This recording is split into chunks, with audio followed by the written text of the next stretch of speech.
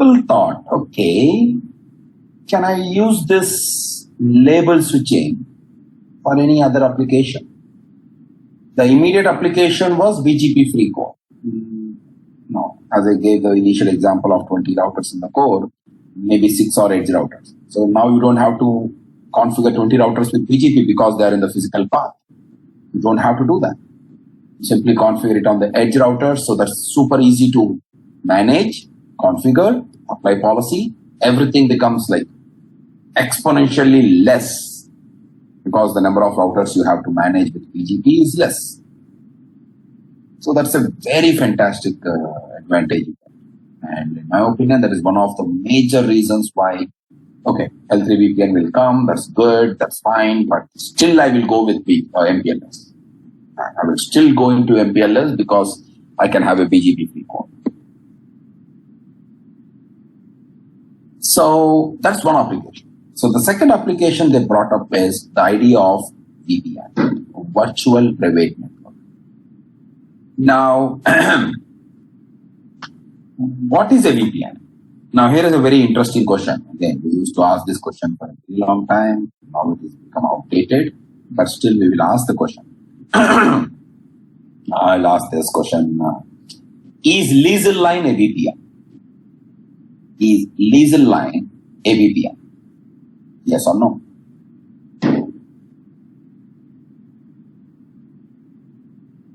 Kind of, yes. Means it's not virtual, but it's a private network. Why did you say it is not virtual? The moment you say VPN, it's virtual. So is it VPN or not? Yes. Okay, good.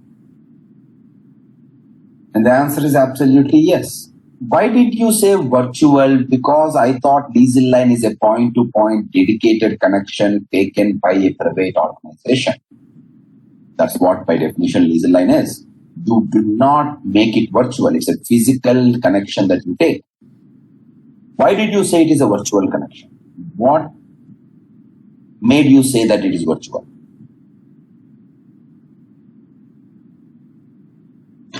Because it is on public network. We are carrying private data. Not connected to point, I mean to say physically. So what you are trying to highlight here is, yes, for your company, it is a private connection. Yes, it is dedicated to you. But end of the day, you and every other customer is using this backbone to communicate to their branches. So your customer A1, branch office A2, maybe one in Chennai, one in Bangalore, and then you have another customer B1 communicating to its own branch B2. We are given the impression that it is completely private to you. But the fact of the matter is they have virtualized it right at this backbone. They did not lay a cable for the customer because you are a VIP customer.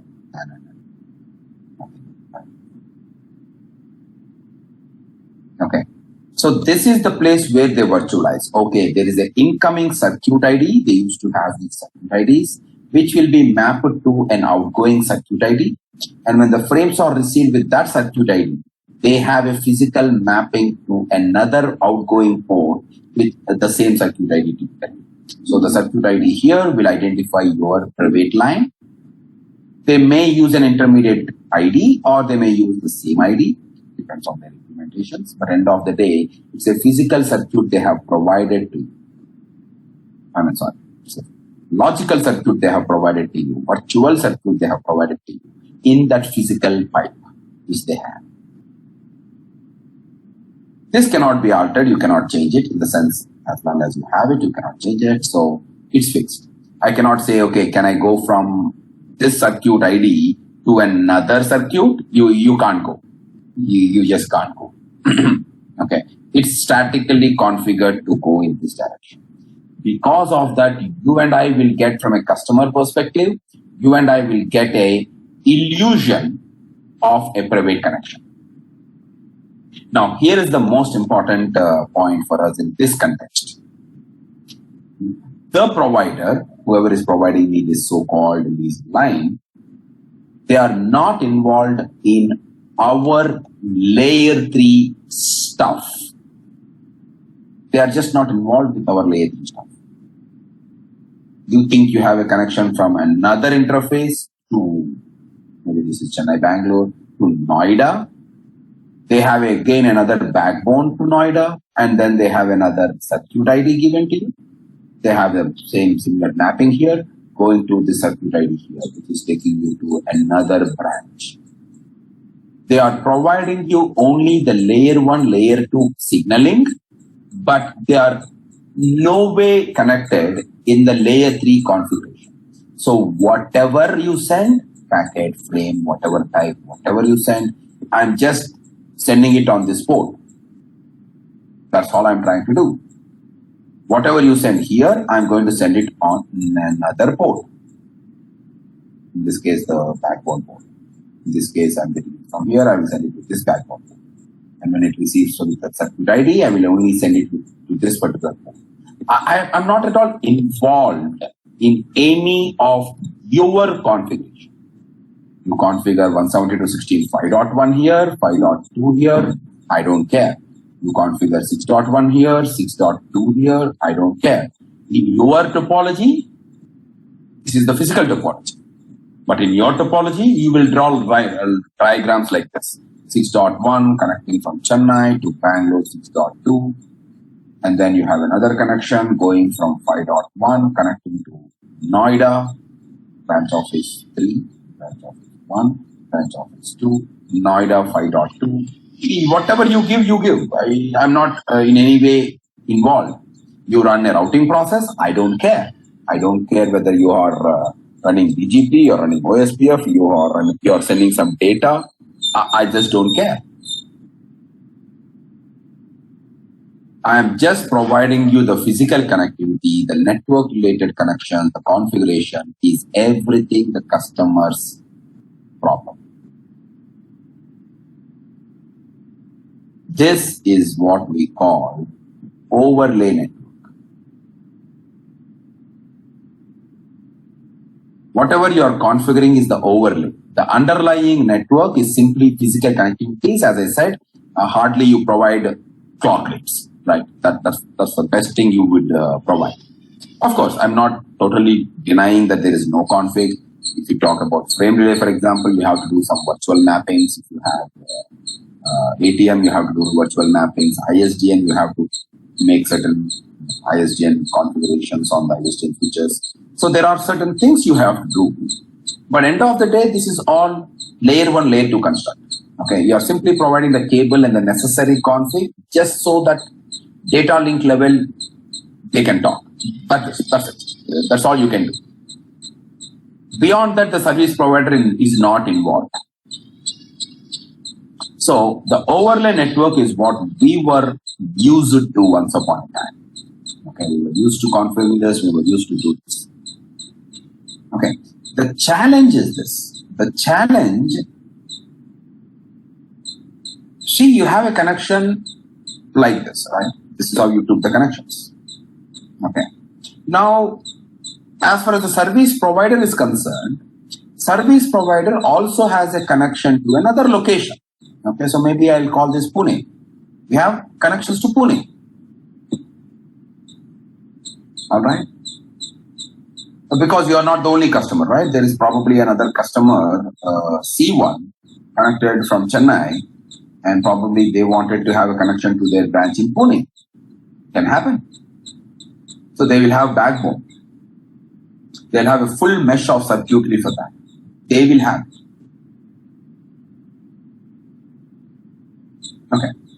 So again, the same logic, you have a circuit ID mapped to this backbone, and from this circuit ID mapped to this outgoing port, and there is another branch C2. Now here is the problem with the provider side. See, tomorrow there is this customer, right? Branch B1, B2. So this customer, they took a connection to Pune. Especially speaking, branch 2 took a connection to Pune. So they have a virtual circuit connected like this. Pune, right? So like this. So they have it to Pune. Again, you do the same map. Okay, so what's the problem for the provider? I don't see any problem here. Now here's the problem for the provider. Tomorrow, if you have to route the traffic from B2 to, not B2, traffic from B1 to B3, you have to send the traffic to B3. Your diagram will look like this from a branch office perspective. Your diagram will look like, okay, B2 to B3, I took a connection. That is how you will see your diagrams, right? So this is 7.2, let us say this is 7.1. So from this branch 7.1 to 7.2, you have taken a connection to, let's say, so you have taken the connection like this. But physically, how is it? Physically, this is how it is. Physically, service provider is all connected for mesh. Now, because you did not pay the service provider, you did not pay because you don't want it. You don't want direct connections to every location. What happens when you try to send the traffic from B1 to B3? It has to go to B2 and then go to B3. That's what happens. From your topology, it's a straightforward thing. For you, because you're running the overlay, you don't know what is happening physically. You don't even care. For you, it is straightforward. But physically, what is happening? Physically, the traffic is going in this direction, consuming this backbone, going here, and coming back again, and going to this. For you, you have unnecessary round trips happening here. And why do you want to send it here when the traffic can be directly sent here? From your perspective, this is the best path. From your perspective, this is the way you go. It's the only way you can go. But from the provider's perspective, physical connection, underlying network perspective, they have better paths to go.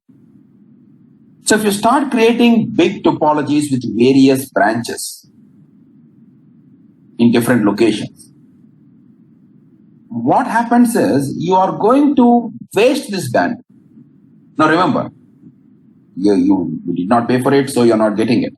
But still, physically, this bandwidth is unnecessarily consumed for round trips. You go here, then come back here, and then go to your B2 node. Or maybe go here, come back here, then go here and go this way. You're getting the point.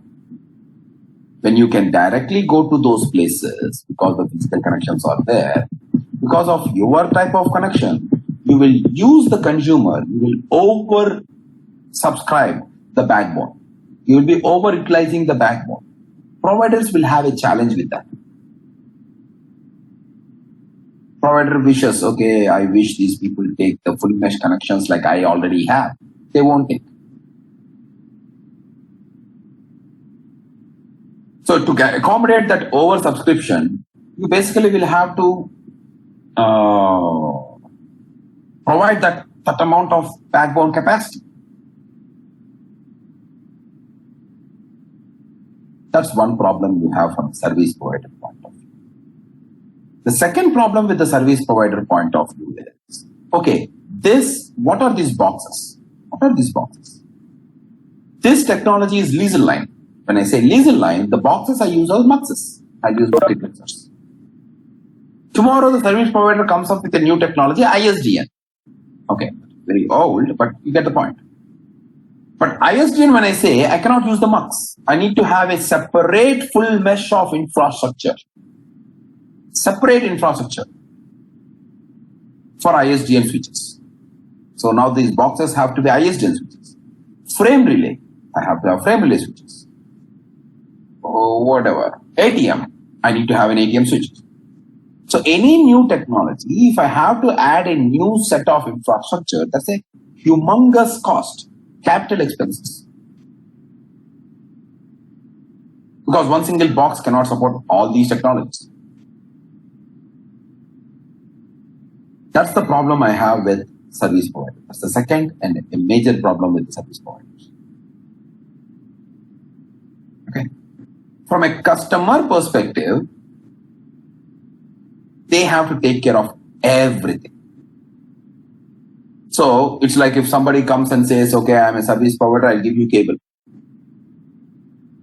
What else? Nothing. I'll just give you cable. That's the problem.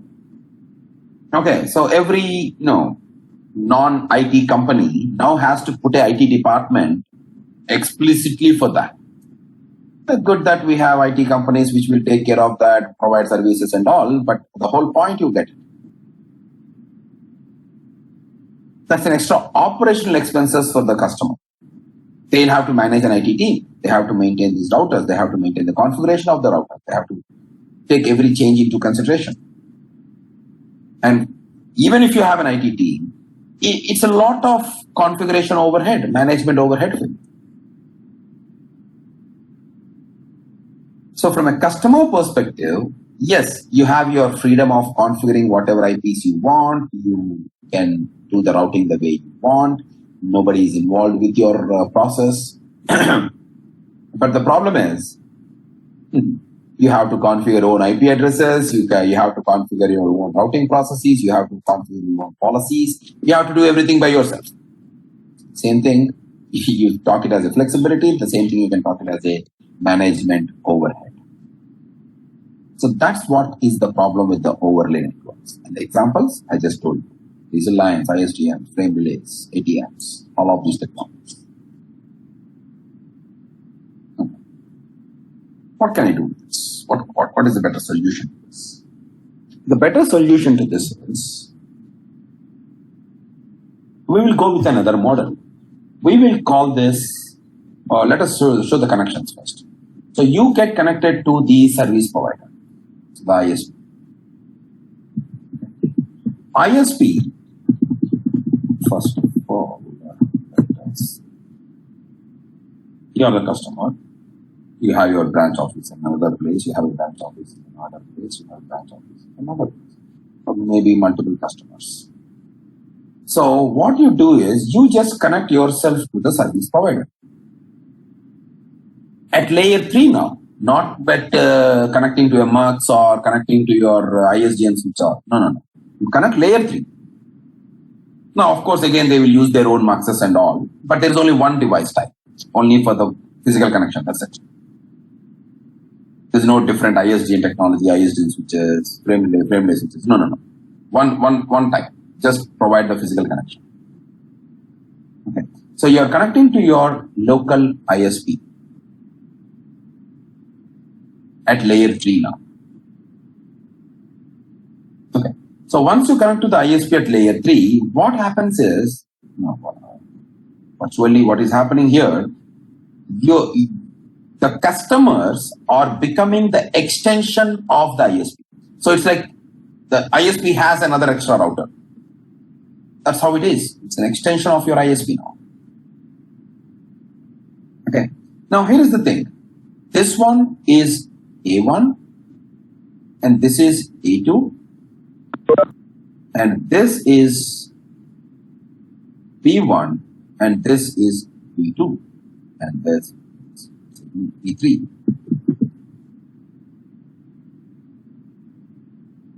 So now here is the dilemma. Okay, because now you are connecting to the service provider, not end to end.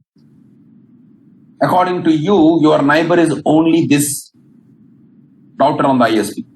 But whereas here, when you form any routing process or anything, your neighbors are B1, B2 and B3 because that's how they are connected. Again, I'm assuming that you have a full mesh connection. They have to be super authentic. For B1, B2 will be the neighbor. For B2, B1 and B3 will be the neighbor. Because that's how you connected. Physically, that's how you took the connections. But whereas here, no. The only neighbor you have is this router. And that's not even your router. It's a provider router to which you form adjacency. So now, the very immediate, evident problem is addressing schema. Now I cannot come and say, I will use whatever addresses I want. No, you can't say that. Because if you say now this guy is using 172.16.2.0, and if you say you are also wanting to use 172.16.2.0, then what happens? When somebody is trying to communicate, let it be this guy or this guy, doesn't matter, and they try to communicate to 2.0, where will it go? So now it becomes a very important constraint for the customer. For the customer, it becomes a very important constraint that they have to follow a unique addressing schema. It's a problem for both parties. For the service provider, oh my God, how many customers, how many unique addresses will I give? For a provider, for a provider, I said for a customer, provider. For a provider, how many unique IP addresses should I provide? That's a very difficult thing. For a customer, I have to follow what you said. I just can't use whatever I want.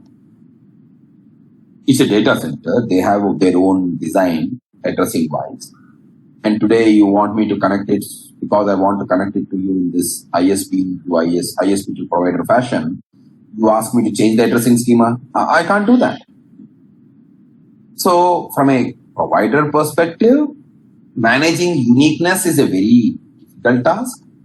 And from a customer's perspective, maintaining a uniqueness is also a difficult task. I just can't go with that. Yeah, I can do NAT and all, but still, not all applications support NAT. So I have my own problems. This model is what we call peer-to-peer, where you form adjacency only with your ISP router, and you will have to make sure that the communication is happening only with the branches. More on that in a minute. But the point is, this is a peer-to-peer model. So as I said, addressing schema is the first challenge you have. What is the advantage? Do I have any advantage? Absolutely yes. From a provider perspective, because they are fully meshed, because they connect to each other in a full mesh fashion. If tomorrow you want to send traffic from Chennai to Bangalore, you don't have to go on a suboptimal path. You can directly go on the optimum path. Okay, because the customer has taken only connection from A1 to, I don't know, maybe A3. I will have to go to A3 and then go to A2. There's no such thing. Okay, if I have to send it from here to here, I will directly send. Whichever is the optimum path in my provider side, I will use that. That's an advantage both for the customer as well as the provider. Because now I don't need to have bulky links just for this round trips. Bulky backbones for the round trips. So that's an advantage. From a routing perspective, from a best path, optimum routing perspective, that's an advantage. But the major drawback, apart from this addressing schema, is how do you isolate the customer routes? Uniqueness has to be maintained, number one. How do you isolate? It's not like it is not possible, okay? People did it before MPLS. People did it. That is how that was. But it's a lot of configuration. Every customer should be given an ID. How will I give an ID? I have to use BGP, community. And then in every edge router, I have to configure proper PBR, filtering mechanisms. Redistributions have to be done. I have to follow the customer routing protocol, or the customer has to follow my routing protocol, because now we are forming routing adjacencies, right? Layer 3 connections. Both will have an issue. And then the policy has to be applied. We are talking hundreds and thousands of customers. How do you isolate their traffic? Because everybody is in this one routing domain now. They are literally an extension to the service provider. So that is a very, very, very difficult task. And comparatively speaking, comparatively speaking. People were okay with infrastructure. They can spend millions of dollars in this rather than doing some mistakes in this. I mean, not to say they were still there once before MPLS, they were there. But relatively speaking, The time this is was 3 more o'clock p.m. in real world than a peer-to-peer type of connection, because it's very, very difficult maintaining and applying the policies properly. And it's not on one router. I'll have to apply it on all the routers. Yes, please. Kalyan, I have a doubt over here. Does this peer-to-peer thing is also is working in MPLS also? Because what I see in my environment, right? We have Verizon's MPLS. Right? We are not so they are running MPLS at their end. On the CE router, we have just done a BGP pairing, BGP neighborship. So isn't that a peer-to-peer connection only? Yes. But peer-to-peer on MPLS, right? Yes.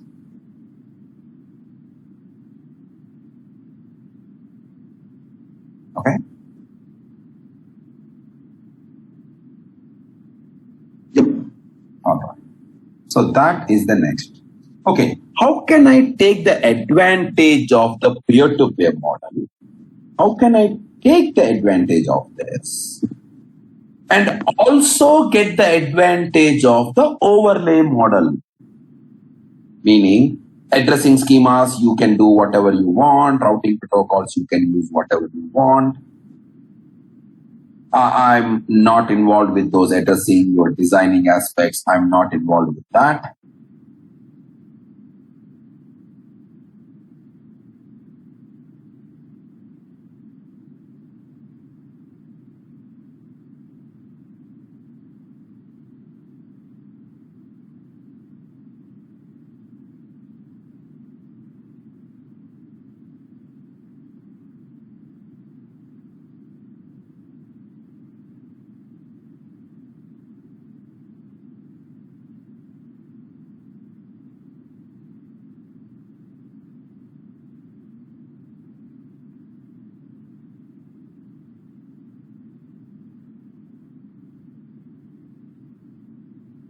No.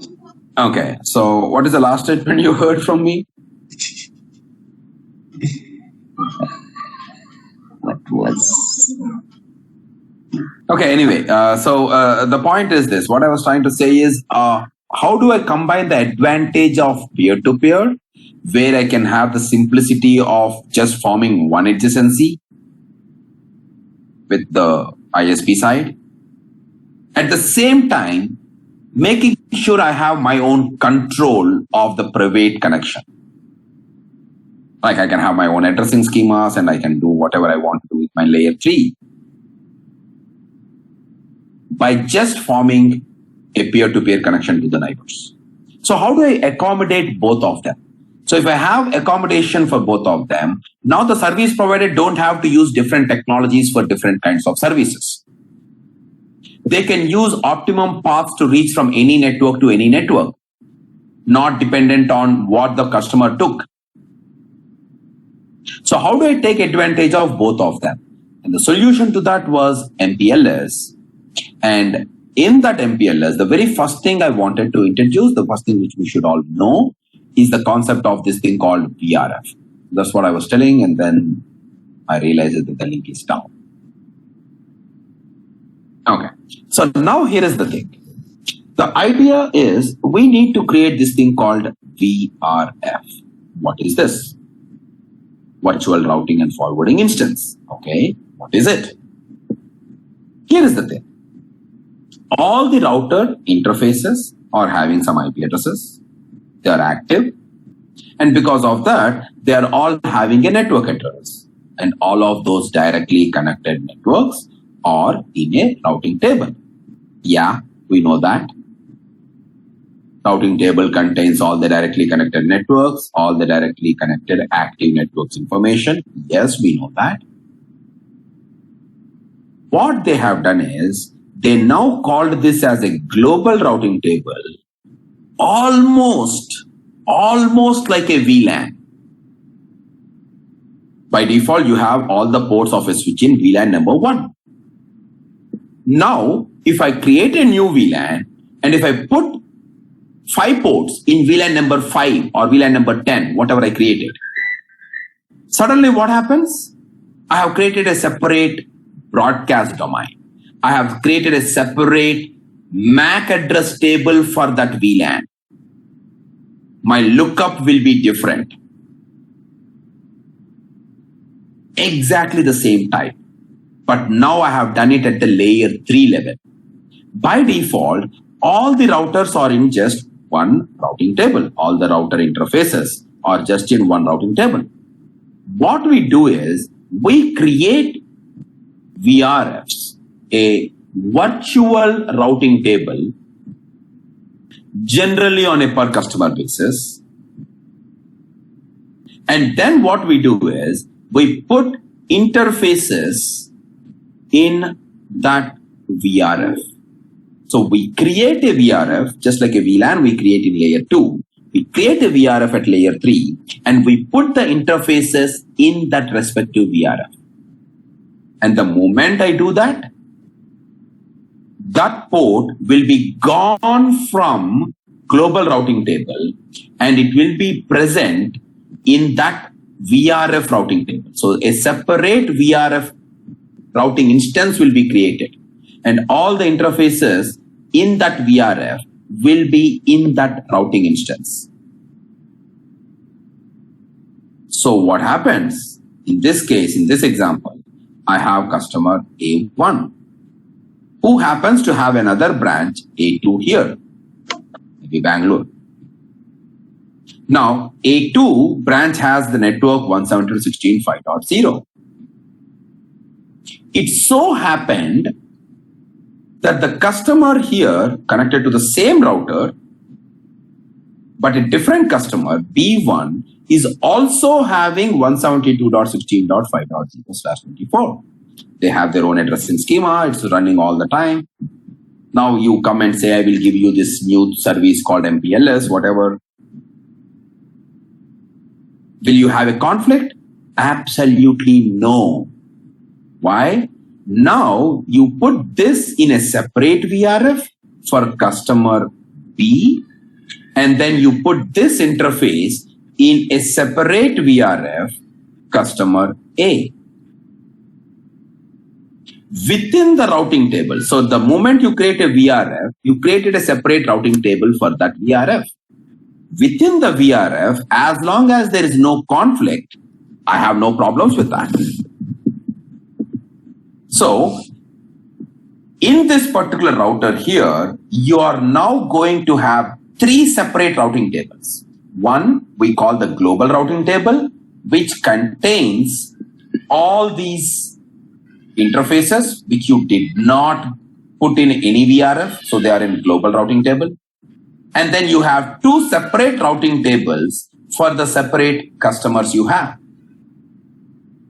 So now the way you form adjacency in MPLS is exactly the way you formed adjacency with peer-to-peer.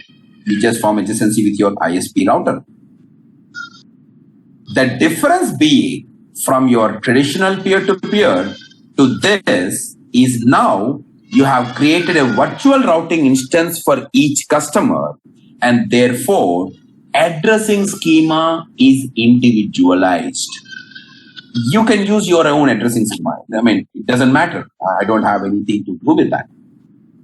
From a service provider's perspective, they don't care what AS you are using. They don't care what networks you are using. I will be, I don't know how yet, but I will be able to exchange the routes of one customer to another customer. I will be able to exchange the routes of the customer's one branch to another branch without mixing up the networks. Okay. Without mixing up the networks, like customer A1 routes don't go to B1. Same thing, A1, A2, for example, I'll take. A2 to cloud, right? So maybe I'll take A3 here, and then I have this thing called B2. So when that information is exchanged, only the routes the customers have, only their routes are exchanged to their branches.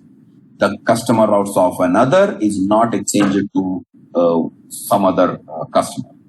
Customer A route to customer B or customer B to customer A. That exchange does not happen without, quote unquote, applying any policy.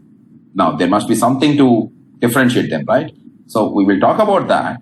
But from a traditional perspective, I don't have to apply any policies like I used to apply in a peer-to-peer environment. Okay. So this is going to combine the advantages of overlay and peer-to-peer. I'll summarize it. With overlay, service provider has the problem of suboptimal routing. With overlay, service provider has a problem of defining or putting capital expenses of different technologies. From a customer's perspective, overlay is overhead for management. You have to manage everything. All the neighbor adjacencies, how many routers, what policies, everything you have to manage. The advantage of this is, for the customer, they can have any addressing schema they want. In a peer-to-peer,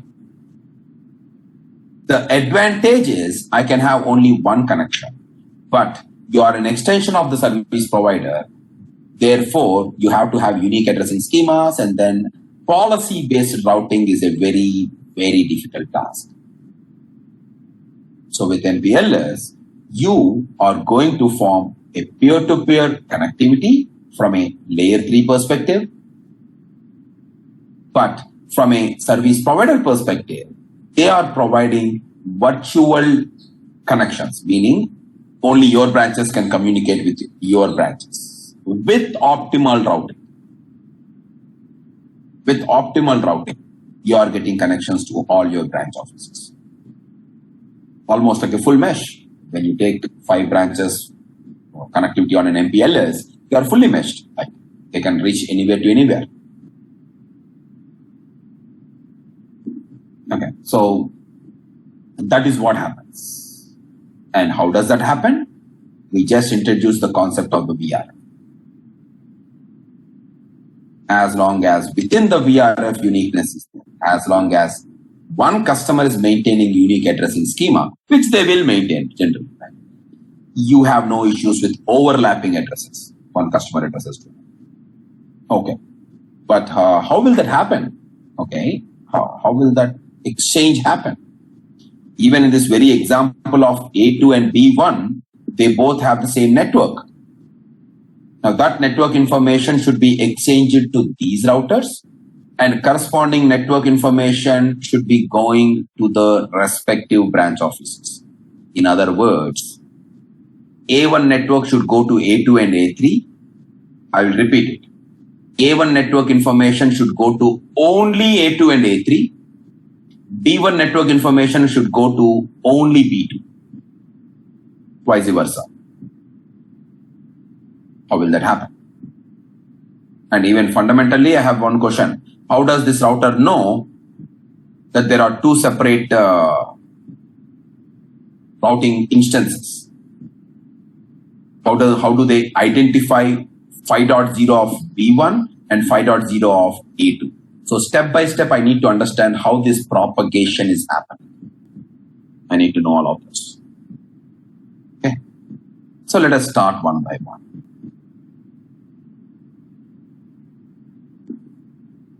In its simplicity, I told you, but I am repeating it. In its simplicity, you're creating VRFs and you're putting the interfaces in the respective VRF. By doing so, you will create a separate routing table. That's basics. Now, the first question.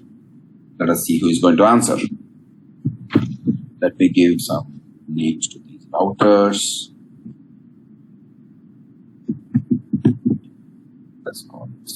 R1.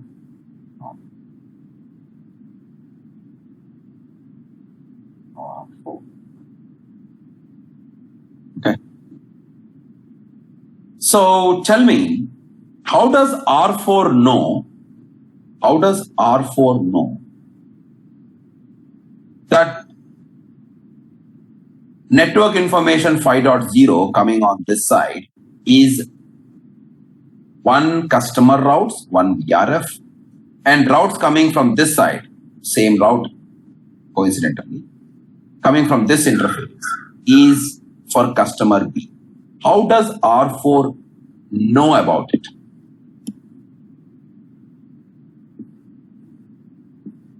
Route distinguisher or route target.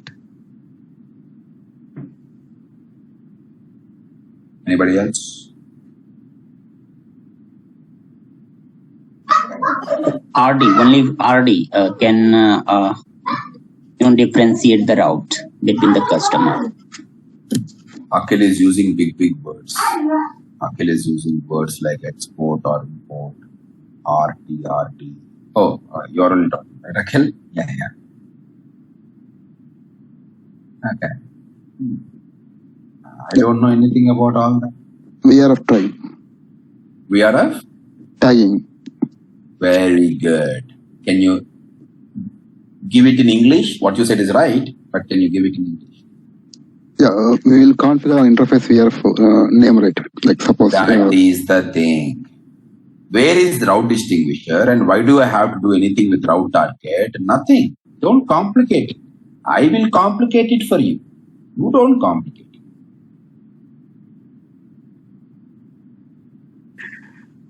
Okay? Okay, Kalyan. Yeah. How does R4 know that a particular route is coming from, especially in this diagram, 5.0 coming from customer A versus 5.0 coming from customer B? How does router R4 know? Simple. You went into the router R4 and said, this is in VRF customer A, this interface is in VRF customer B. That is how R4 comes to know that it is coming from a respective VRF. No RD. Are we clear? So Kalyan, if we have 5 branch location and I don't care. all of have a same VRF name. I don't care. VRF is a locally significant name which you are giving to that particular router. I don't even know what the VRF name is configured on the other side. I don't even know that. That's why I said I don't care. VRF is a name locally significant to the router. It is never exchanged to anybody. Okay? Do you still have a question? No. Okay. All right. So I thought you still had a question actually. So that's why I asked. But anyway, I have a question now. Okay, so now R4 is getting the routes. It is configured with 2 VRFs. So there are 3 routing instances, routing tables, one for global, one for customer A, one for customer B. 3 routing tables.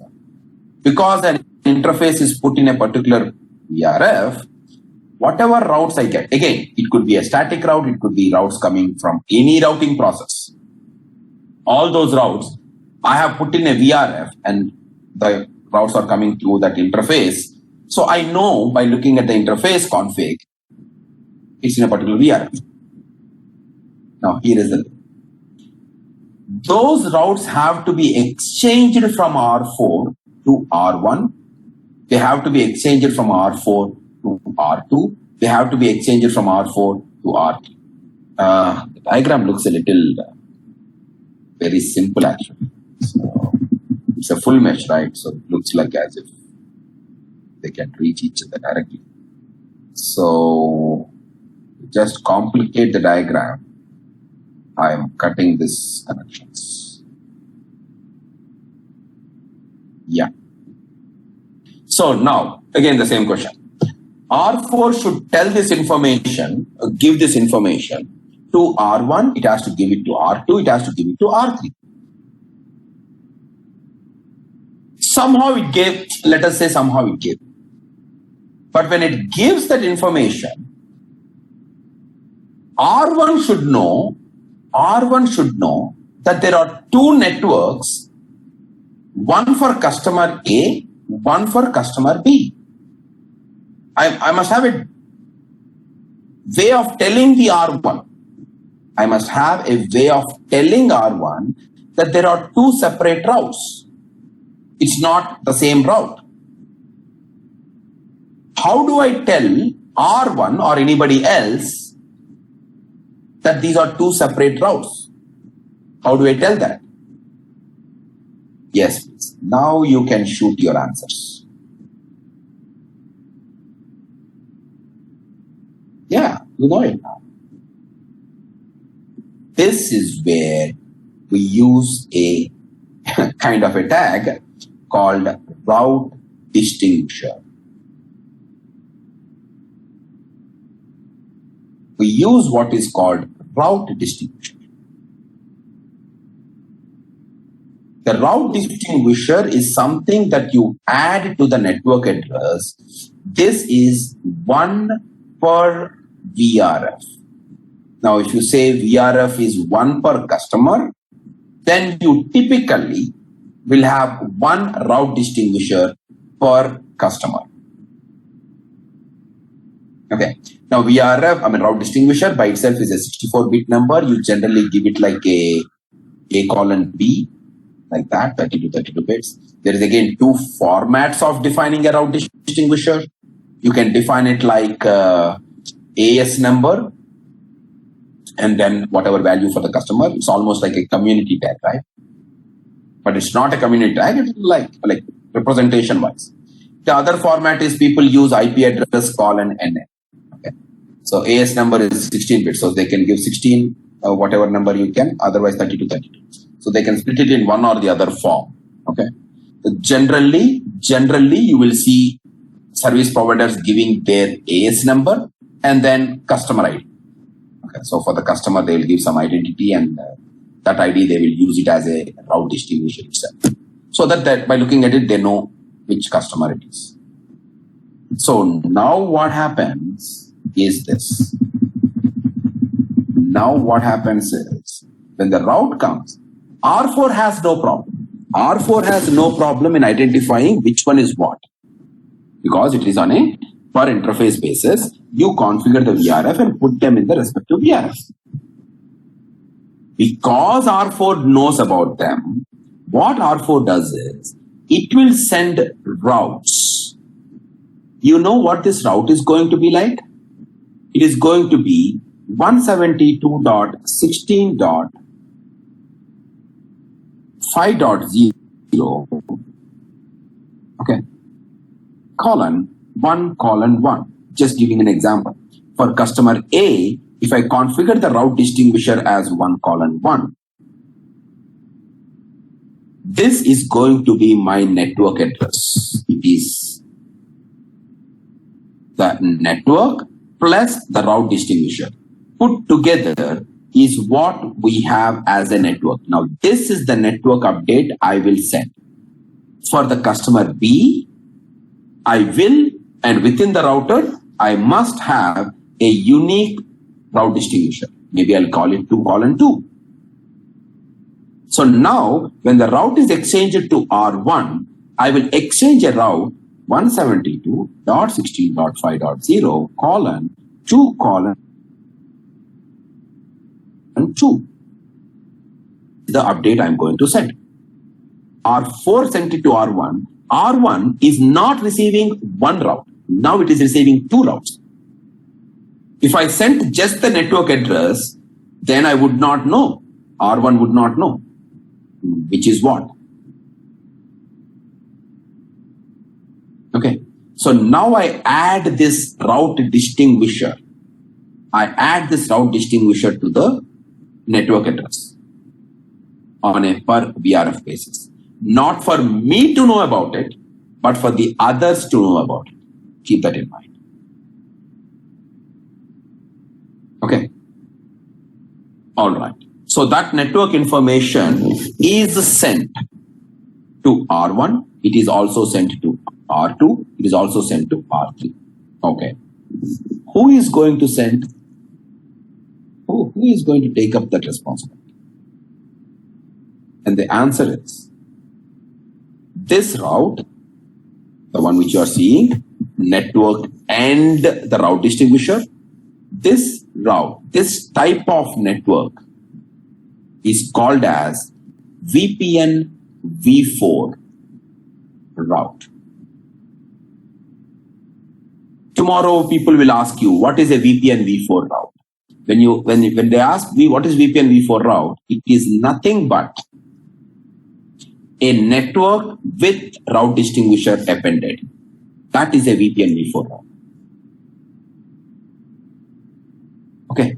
So this VPN v4 route is something that has to be exchanged. And again, as I said, BGP is the one that is given this responsibility.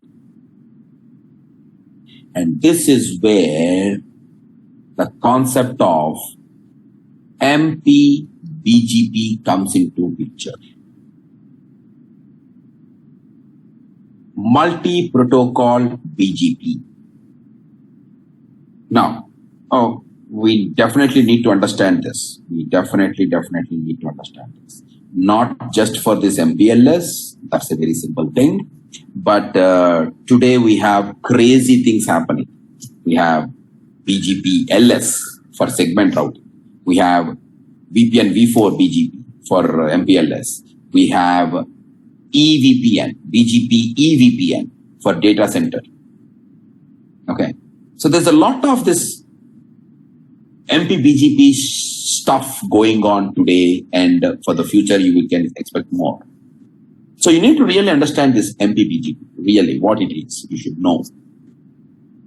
And in order to know that, I want to ask a question. Can OSPF, why are we going to OSPF? Hold on. Can OSPF exchange IPv6 network information? Yes or no? Yes, but there is a separate version.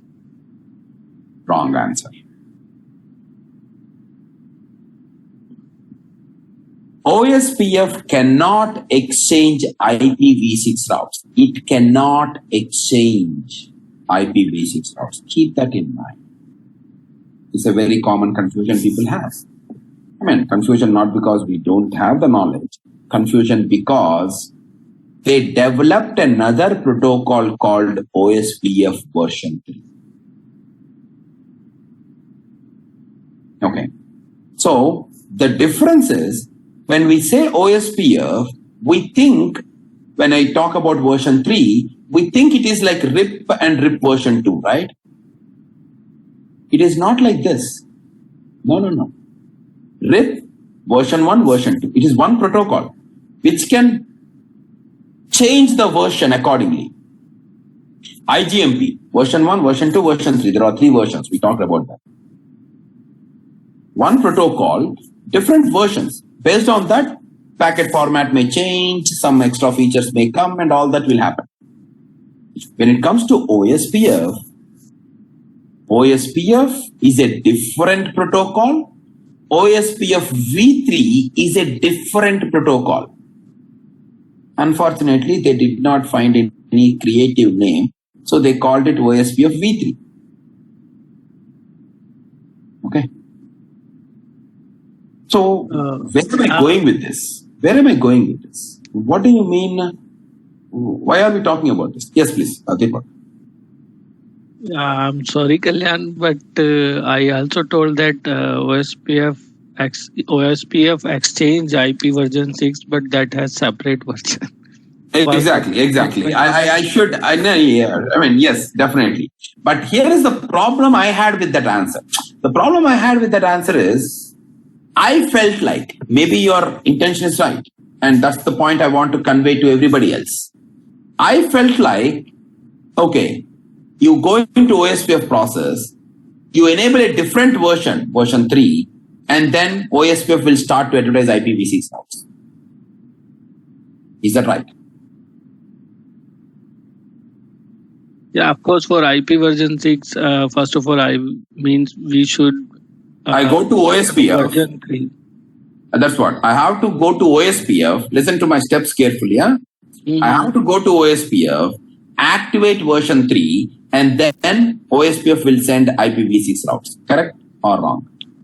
No, actually, there is a separate command. Very good. Very good. Very good. Then you are right. Yes. Yes.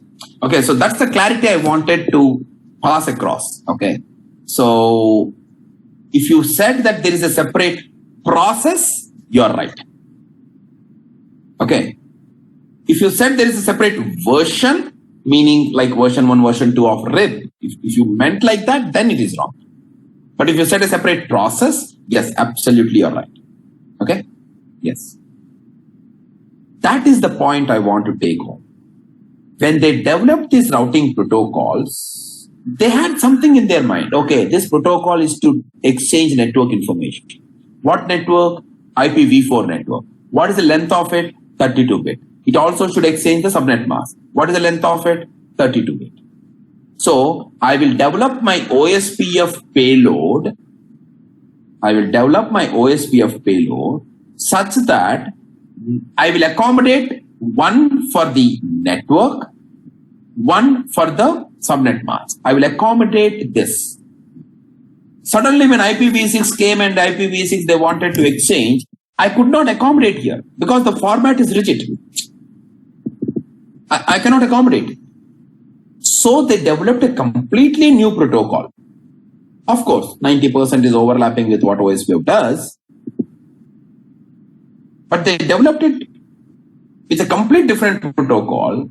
And now they have a payload which has a network block, which has a subnet block. The difference between this payload and this payload is this is 32-bit long, this is 128-bit long. So it's a separate payload. See the irony. By using OSPF version 3, I cannot exchange IPv4 routes. I can't do that. Okay. I hope I am stressing the point enough.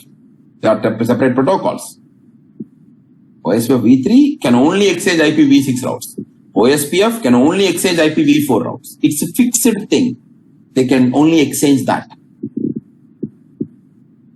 You know, there is a protocol and today it is getting popular slowly. ISIS. Can ISIS exchange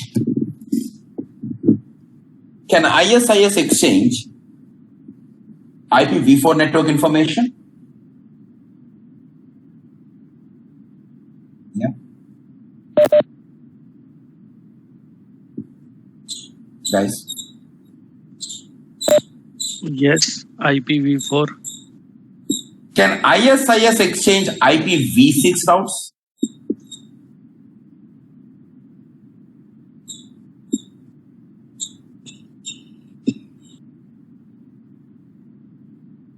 IPv4, can it exchange IPv6 routes? And the answer is yes. Can it exchange MAC address information? What? MAC address. Why? Yes. Don't worry. Don't worry. Yes. Probably Deepak knows what I'm referring to. Okay. Yeah. Layer All 2, I guess. Okay. Okay, so we will talk about this in Fabric Path, we will talk about this in OTV, and we will talk about some of this in VXLAN. Okay, so yeah, okay, so these are upcoming things. But the point is right now is, can ISIS, just hypothetically saying, can ISIS exchange the CPU utilization, memory utilization of your device? Can it exchange? And the answer is yes. That is the beauty of ISIS, and that's one of the major reasons why ISIS is coming back. Okay. See, when ISIS was developed, they said ISIS was not even a TCP/IP protocol stack. It is a OSI protocol. Okay. So when they developed ISIS, they said, okay, there is a payload. There is an ISIS control information. Control information. And then the payload, what they called is a TLV. Whatever you want, you add to that payload. I don't care. ISIS is a protocol which will gather the topology information. Okay, which can gather the topology information. Whatever information you want to exchange, I don't care. I don't really care whatever information you want to exchange. Oh, okay. So we will use it to exchange IPv4 routes. Fine, do that. They created a new type called IPv4. They created a length for it called 32-bit, and they created the values. If I want to exchange one network 32.0, 6.0, 5.0, whatever, add it, no problem. Now I want to advertise the IPv6, no problem. Add another new TLV field. By adding another new TLV field, which is IPv6, length of it is 128, value, whatever network you want to advertise. I want to advertise MAC addresses. No problem. You add another TLV field. It is not fixed like OSPF. It is not fixed like OSPF. You can add any type length value. Whatever you want to advertise, you can advertise. So as I said, if I wanted to advertise MAC addresses, no problem. Create a new type called MAC address, length called 48-bit, value of a MAC address of a system, whatever the value is, advertise. I don't care. ISIS says I can exchange. I can form adjacency and I can exchange. What to exchange? You tell me. Whatever you add to me, I will add. I will keep exchanging. That is what ISIS is really truly capable of. Okay. So now what is happening? ISIS can exchange IPv4 routes, it can exchange IPv6 routes, it can exchange MAC addresses. Each of them are considered different address families. I can exchange any addressing. As a matter of fact, even though I call it address family, I can exchange anything. Nobody developed it for this, but if you want, in theory, you can develop it for this. Exchanging CPU and memory utilization. You can do that. So now ISIS protocol payload is not limited like OSPF, like RIP used to. It's not limited. EIGRP used to be limited. So now what they said is, now this ISIS is capable of exchanging multiple protocols. Multiple protocol. By that, what they mean is multiple address families, multiple payloads. I don't care what they are. So what they have done is, instead of developing BGP v7, okay, they said, we will have BGP just like ISIS. Just like ISIS, we will have BGP exchange not only IPv4, which is regular BGP, we will also exchange IPv6 routes. We will also exchange VPN v4 routes. That is what we are interested right now. What you see here is not a IPv4 route. IPv4 route is 32-bit, 172.16.5.0, that's it. A VPN v4 route is network plus the route distribution. Put together is the VPN v4 route. So now I can exchange VPN v4 routes. This is what we use in MPLS. I can also exchange MAC addresses. Again, I don't think we will talk about this, but I'm telling you, this is what we call BGP EVPN. Okay, we will not discuss this, but I want to convey the point. The point is now BGP is not limited to just exchanging one type of payload, one type of addresses, but it is now able to add multiple payloads, multiple types of information, multiple address families. The only thing is you need to activate them. By default, multiple information types are not advertised. You need to activate them on a per neighbor basis. That is multi-protocol BGP. Okay. For some time, I thought, okay, whenever we talk MPLS, we talk about MPBGP. So I thought MPBGP is MPLS BGP. I thought for some time like that. No. MPBGP is basically telling, in very simple terms, I don't care what the payload is. I can send any type of payload, any type of network. That is what I need. So, a couple of questions. I hope you are following the flow here, right? The first question I asked is, okay, when the two networks are coming to this router R4, how will R4 know that they are coming from different customers? The answer is VRF mapping. You went into the interfaces and you mapped them to the respective VRFs. Accordingly, R4 knows that they are from two different customers, two different VRFs. Second question was, okay, R4 knows about it. How will it exchange that information to R1 or R2 or R3? For that, we need to add a route distinguisher. Every VRF, one route distinguisher on that router. So, by adding the route distinguisher, you are identifying, or rather I should say, you are differentiating the routes of different customers by adding that to the actual network. Now, these routes are called as VP and V4 routes. Okay. Who will exchange that information? And for that, we discussed BGP. BGP is the one that is exchanging the information. Because BGP is exchanging different types of networks information, we call that as multi-protocol BGP, and we need to activate it on the routers. Okay. Okay. So now that information is coming from the network information of A2 and D1. It is going to R1. Okay. Two networks information is going to R1.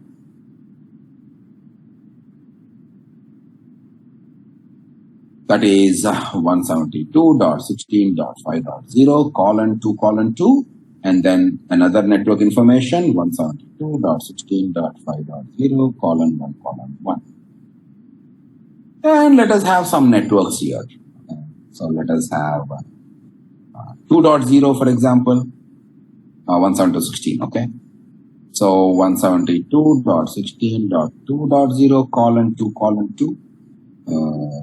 2:2, yeah. And yeah, only two routers. Okay, just for better clarity, I will also have another router here, B3, and maybe this is 3.0. Okay, so 172.16.3.0:2:2. Of course, they are coming from their respective routers. Okay, not everything is coming from R4. Right? So yeah, and similarly, R1 is also getting the routes about customer A. So which happens to be maybe 10.0 here. So 172.16.10.0:1:1, which is coming from this side. It knows it already. And then maybe one more network I will put, which is 172.16.20.0:1:1. So 20 is maybe here. And 5 is already. So now R4 is sending its network information with the route distinguishers. R1 3 or 2 are also sending their respective route distinguisher and the networks. Okay. Now, here is the question.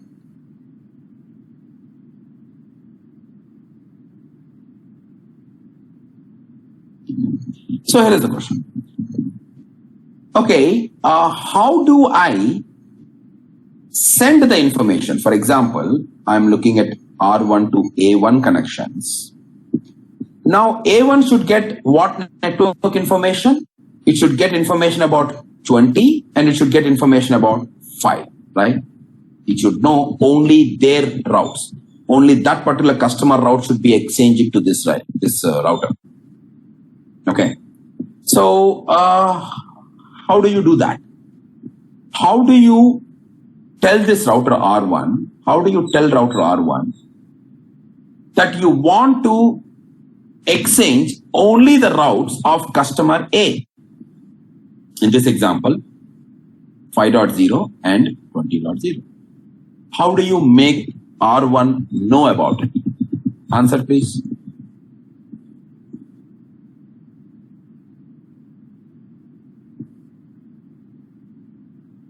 Is my question clear? At this point, from all the routers R2, R3 and R4, using a route distinguisher, identifying the customer route, I have sent, these 3 routers have sent the routes to R1. Now R1 should only send the customer A routes to A1 because A1 is part of customer A. In this case, it should send routes of A2 and A3. How will R1 know which routes to send to the customer? It will look into the RT and then it will send it to A1. Any other answers? Through route target, RT, but not sure. Means 100% sure about it. Okay. How does it work? Okay. So the very answer I was expecting is the route distinguisher, right? Because it looks very straightforward to me, at least at this level of what we are discussing with the example. Okay, what's the big deal? Why are you unnecessarily extending this or exaggerating it? 1 colon 1 is there, no? The route distinguisher is already there. Use that and send it.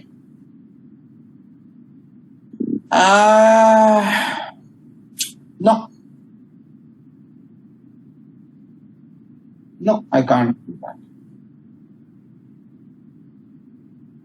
I can't.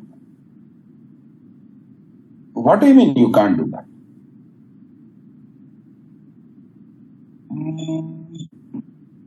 No, I can't do that. Okay. Why? Why can't you do that? Because route distinguisher is per customer basis. How do I explain this? Okay. Let us say I have another customer. First of all, let me tell you this. See, if it is a straightforward thing like this, okay, there is one customer route to another customer. If that is what is to be done, like what I was asking you, yes, I could have used route distinguisher. That is definitely, technically, it would have been possible. But things are not that simple. I wanted more flexibility. So that is where I'm going now. Let us say I have another customer. Okay, not even a customer. These are shared services. These are shared services. Okay. And I want these shared services. So this is another network. Okay. Don't think anything complicated about these services. Okay. This is just another network within my premises. There are DHCP, DNS, some NTP servers, which I give it to all the customers. I provide this service to all the customers. So that's why these routes I want to give it to customer A and customer B. Okay. So this is part of my organization, my service provider only. But I want to give that network information to all of them. How do I do that? Especially speaking, how do I, or rather, what route distinguisher will I give? You're understanding my scenario, right? My situation is, okay, A1, A2, A3, B1, B2, B3. If that is how I want to separate, and if that is the only thing I want, yes, maybe route distinguisher would help me. But what if I have a simple scenario like this? Some network I want to give it to both customers. Which route distinguisher will I give? If I give 1:1, that is not accepted by customer B. If I give 2:2, that is not accepted by customer A. And I can only give one route distinguisher per VRF. That's a hard limitation.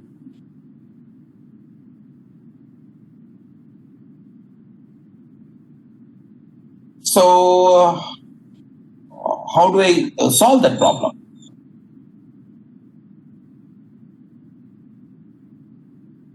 This is where they said, okay, route distinguisher is used to differentiate. Route distinguisher is used to differentiate customer routes. Okay, we will use one ID for one route distinguisher. Customer routes we will differentiate. Okay. But if I want to exchange those routes, if I want to actually send those routes to the customer, let us not use that. Let us use another tag called route target. Let us use another tag called route target. Now what is this? This is nothing but extended community tag added to the BGP updates. Remember, we saw this, we used this. We use it to identify the customer, and then the customer route is matched in some place, and accordingly we have applied the policy based on that particular community tag. We did that, right? We saw that in action. So we did it in one of the PBRs of BGP. It's the same thing. Now I will add a community tag. I will add a community tag to my BGP update, my VPN v4 route. Using this community tag or multiple community tags. So there's no limit, right? I can add any number of community tags. By using these multiple community tags, I can actually flexibly tell which routes to be imported, which routes to be exported, which routes I want to send to my customer. I can define based on this community tag, and that is defined in the form of a route target in every VRF. Now, per VRF, you can have one route distinguisher, but per VRF, you can have any number of route targets, no problem. Okay. So I use another numbering tag in order to actually send the routes from the provider to the customer. And what I use is route target. Okay.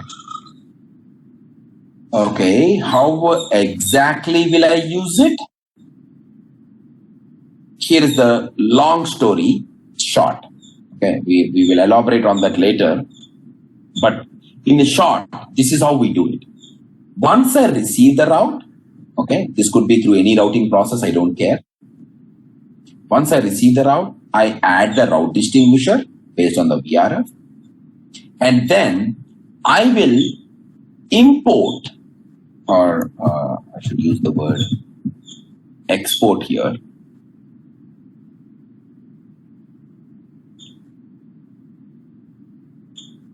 What I will do is I will export a route target. For example, I will export a route target of 1:10.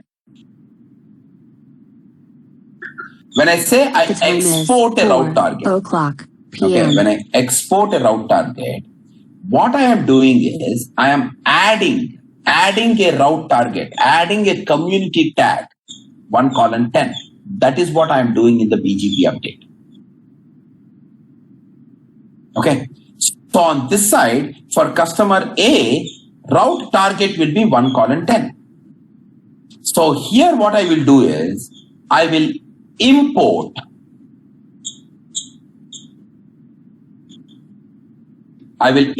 the route target of 1:10. That is what I will do on the other side. So on this side, I will export 1:10, meaning I add a community tag, and on this side, I will import a community tag to that VRF. Remember, everything is happening from the VRF. So export to the VRF and import to that VRF.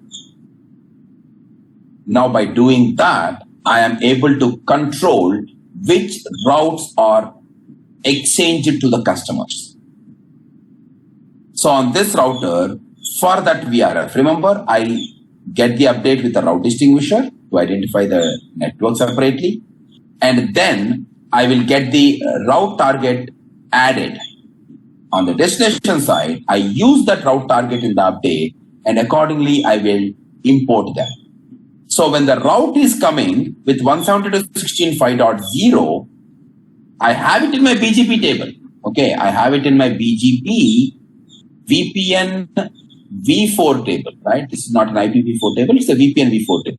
I have it here, but I don't send it. I don't import it into this VRF. Because in this VRF, I imported 1:10.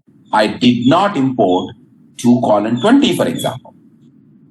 So here, if I say the route target is going to be export route target of 2:20. For this customer, I will have an export of 2:20. So that means I add a community tag of 2:20. So anything with that tag of 2:20, I have no config here. Anything with the tag of 1:10, I will import it into this routing process. Okay. So tomorrow, like the example I gave it here, if I wanted to exchange the shared services, okay, so just let me first complete this scenario here. So here what I would do, I would go into this router and on this VRF,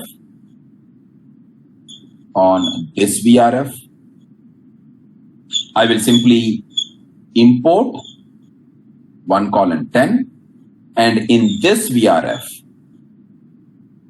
I will import 2:20. The same thing I would do it on the other side, right? When I get the updates from B3, I will export. I can have a different value if I want, but I can also use the same tag. I will export with 2:20, meaning I put a tag. And on this side, they will import with 2:20. Just completing things off. On this side, I would have said import 2:20 on this side. And when I get the routes, I would have said an export. Again, export means I add a community tag, 2:20. So with that, only the customer with customer A will get their own routes, A1, A2, A3. They don't import routes No, without their corresponding route target, without their corresponding community tag. Now, tomorrow, like the example I gave you here, tomorrow I have these shared services, which I wanted all the customers to know. In this case, both A1 and A2 to know. What will I do? Very simple now. Because I'm using another tag, let this route distinguisher be whatever, 4:4 or whatever.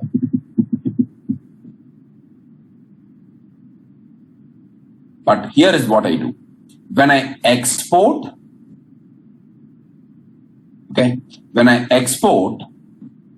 I will export with 4:40, which is my route target. Now what I will do here on this side, I will import 1:10, right? And I will also import 4:40.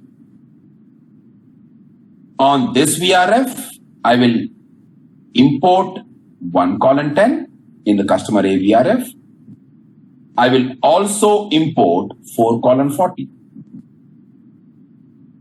Under this VRF, I will import 2:20, also 4:40. You get the point? Just like that.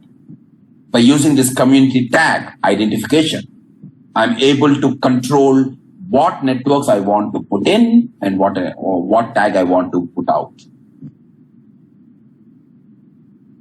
This is what I do. This is how I control the way things are sent in and out of my VRF, in and out of my customer side, customer facing networks. Are we clear?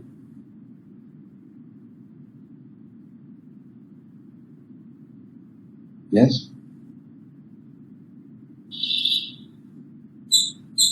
Guys, are you there?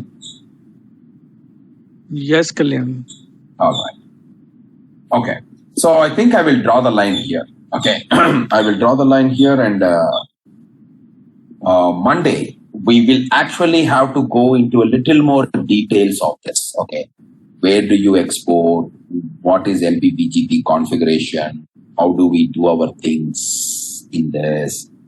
And I'm really happy with the lab, actually. You don't need to do this lab as far as our curriculums are concerned, but I really am happy to do this lab. Okay. So this is what you're going to do. All right. You're going to have a couple of customers connecting to their own departments, their own branches, and we will do a couple of layer 3 VPNs. We will configure it like this.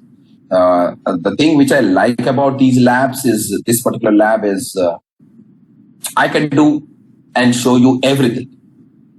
How do you configure EIGRP in MPLS? How do you configure RIP in MPLS? How do you configure static routes in MPLS? How do you configure OSPF in MPLS? EIGRP in MPLS? Like every combination possible, I have put in this diagram. So I'm again, one layer 3 VPN is what you are expected to do and know about it, but I think this is a good setup that hopefully gives you confidence in MPLS. Okay. So again, for this, there are some details I need to discuss, how exactly these import exports are happening and what should you do from a configuration perspective. So we will discuss them, and then we will do the lab. So mostly Monday, first couple of hours or so, I will do the lab. The rest of the day, I will leave it for you to do the lab. Okay. All right, guys. Yes. I'm facing a problem with lab actually. What is that? The RDP, all the time it is showing CPU 100%. I have configured the idle PC value